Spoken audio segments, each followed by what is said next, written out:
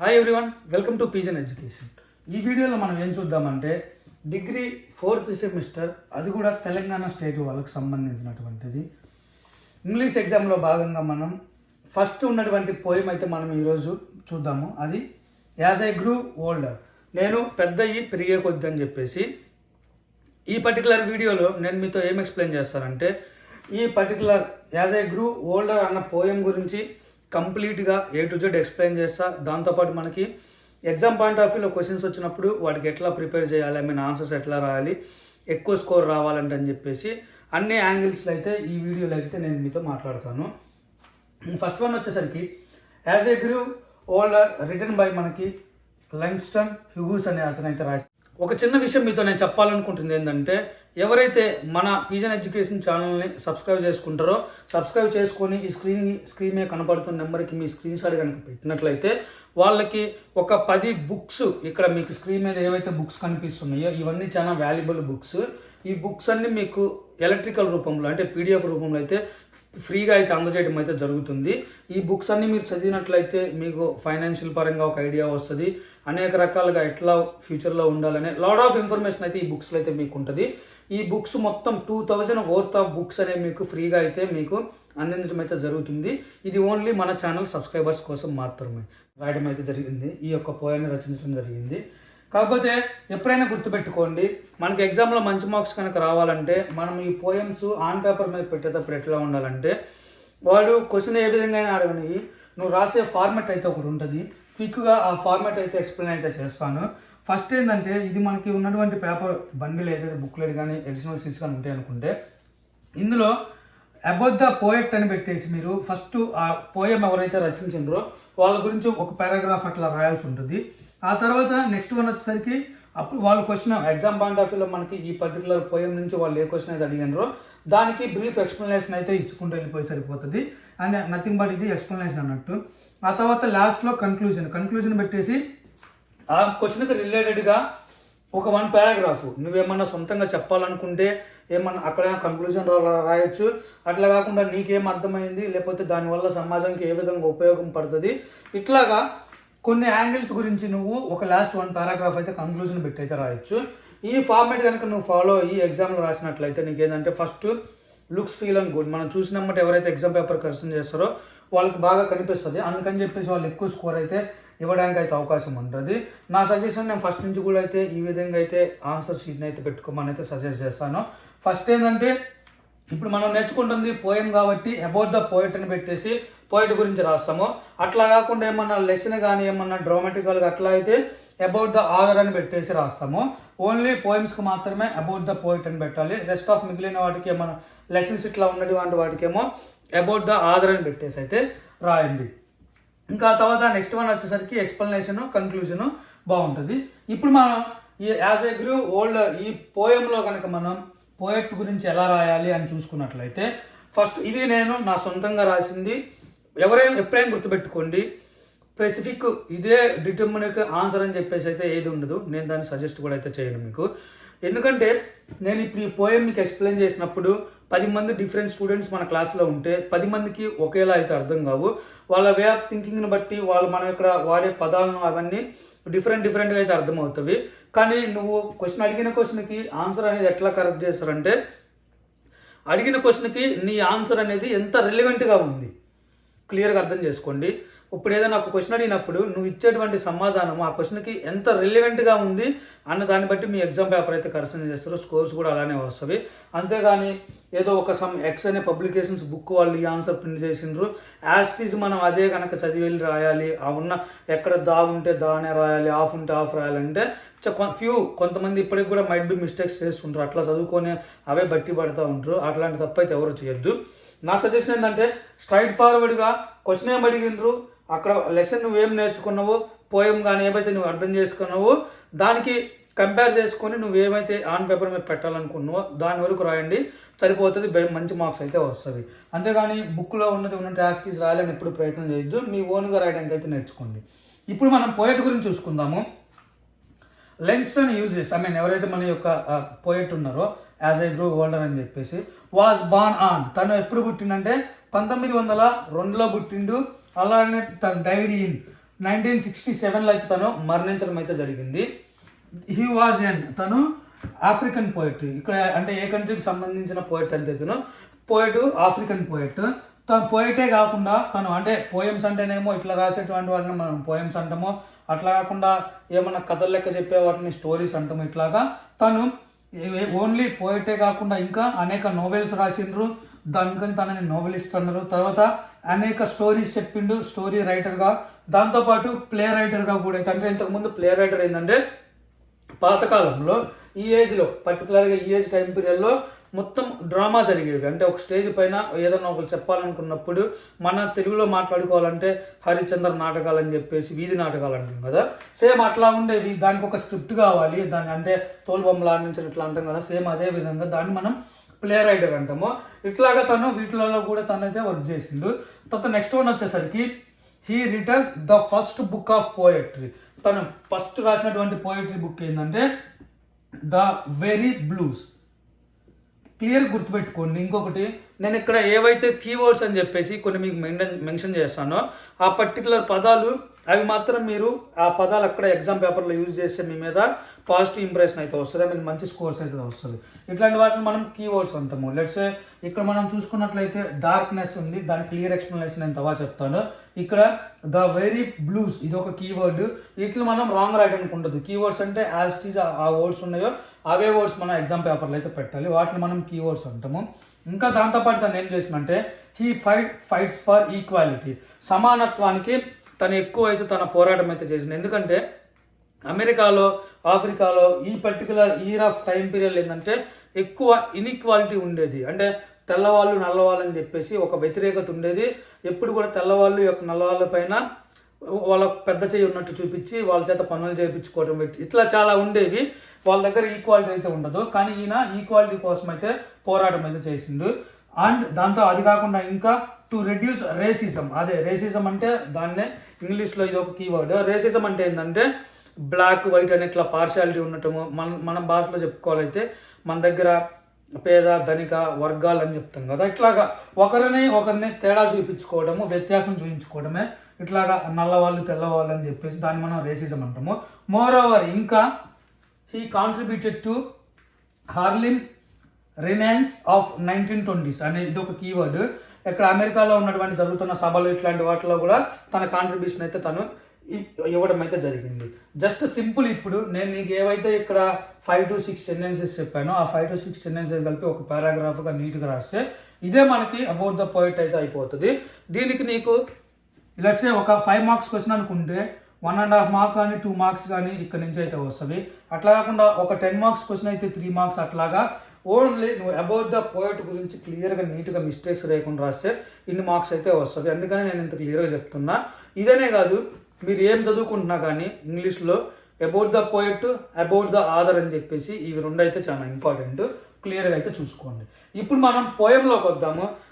Trust me చాలా సింపుల్గా చెప్తా, మీకు అర్థమయ్యే విధంగా చెప్తా.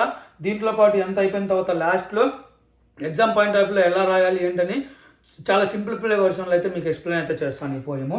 క్విక్గా మనం యొక్క poem as I grew old అంటే నేను పెరిగి పెద్దవాడిని అవుతున్న కొంది, అలానే ముసలివాడిని అవుతున్న కొంది అని చెప్పేసి మీనింగ్ వస్తుంది. దాన్ని మనం చూసుకున్నట్లయితే ఇట్లా తను ఎవరైతే ఈ పోయట్ ఉన్నారో మనకి ఎలా స్టార్ట్ చేసిందంటే it was a long time అగో, అంటే చాలా సంవత్సరాల కిందటిది తను ఇప్పుడు మాట్లాడుతున్నా. ఇప్పుడు నేను ఏవైతే మీతో ఎక్స్ప్లెయిన్ చేస్తానో ఇవి నా మాటలు కావు, తన యొక్క లాంగ్స్టన్ హుగిల్స్ మాటలు. తను ఏమని చెప్తున్నారంటే it was a long time ago, చాలా సంవత్సరాల కిందట I have almost forgotten my dream. తనకు ఒక కోరిక ఉండేది, ఒక డ్రీమ్ ఉంది.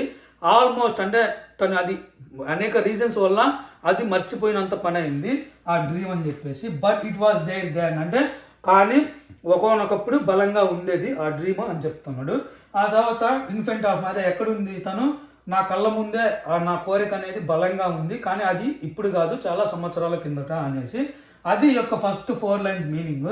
ఆ తర్వాత ఆ డ్రీమ్ అనేది తనకున్న కోరిక అనేది ఎలా ఉందంటే బ్రైట్ లైక్ ఏ సన్, ఒక సూర్యుడు ఎలా అయితే అత్యంత కాంతితో వెలుగుతూ ఉంటాడో తన డ్రీమ్ కూడా అంత గొప్పగా ఉండేది అని తను చెప్పుకొస్తున్నాడు. అది ఏంటిదంటే తనకున్నటువంటి డ్రీమ్. క్లియర్గా అర్థమైంది కదా ఈ 6 లైన్స్ ఇక్కడ. అనేక సంవత్సరాల కిందట అతనికి ఒక డ్రీమ్ ఉంది, కానీ అది ఆల్మోస్ట్ తను మర్చిపోయినంత పని అయింది అంటున్నాడు.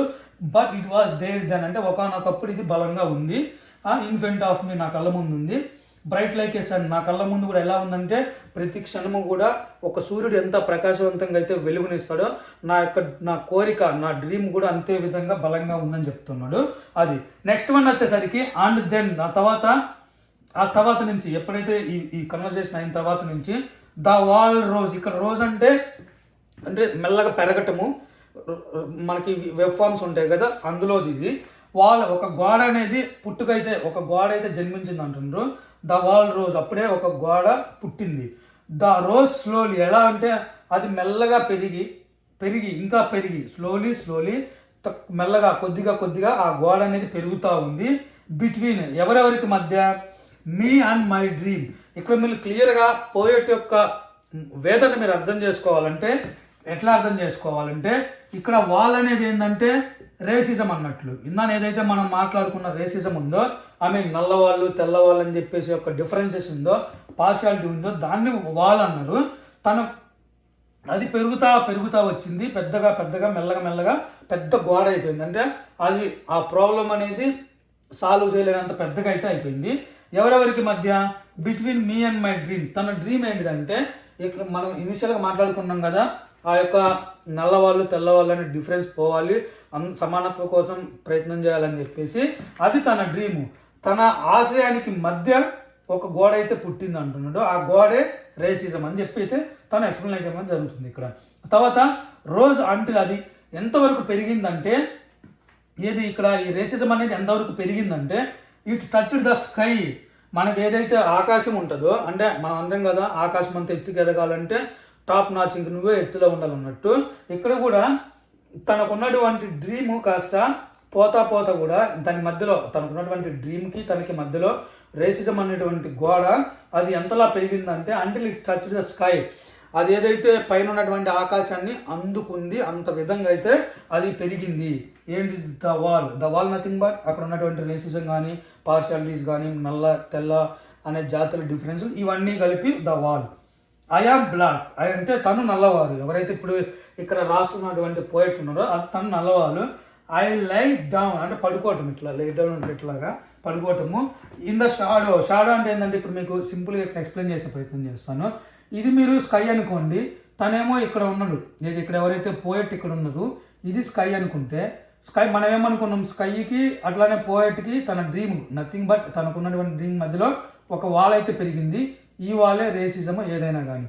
ఈ వాల్ స్కై నుంచి వచ్చే లైట్ అంతా ఈ రేసిజం అది తీసుకొని, అంటే మంచి మొత్తం తీసుకొని తన ఉన్నటువంటి జస్ట్ ఆ కాంతిని పంపకుండా ఓన్లీ ఆ షాడో, ఆ నీడ ఏదైతే పడుతుందో ఆ నీడ వచ్చి తన మీద పడుతుందంట. Okay, I lie down in the shadow. తను ఏం చేయాలి, ఓన్లీ ఆ షాడోలో పడుకోవాల్సి వచ్చింది. అంటే ఇక్కడ తన ఉద్దేశం ఏంటంటే తన బాధ, తను ఏదైతే తన కోరిక కోరుకున్నాడో ఆ కోరికని అందుకోకముందే అది తనకంటే బలంగా ఎదిగిపోతుంది, దాన్ని సాల్వ్ చేయలేనంత కష్టంగా అని చెప్పేసి no longer the light of my dream before me. చూడు ఇందాక ఏదైతే మాట్లాడుకున్నాం అదే క్లియర్గా తన డ్రీమ్ కోసం ఏదైతే తను పోరాటం చేస్తుండ్రో, కానీ మధ్యలో వాల్ రావటం వల్ల ఆ స్కై నుంచి రావాల్సినటువంటి వెలుగు ఏదైతే ఉందో అది తన మీద పడకుండా చేస్తుంది, తన ఎబోమి అని అయితే చెప్పడం అయితే జరుగుతుంది.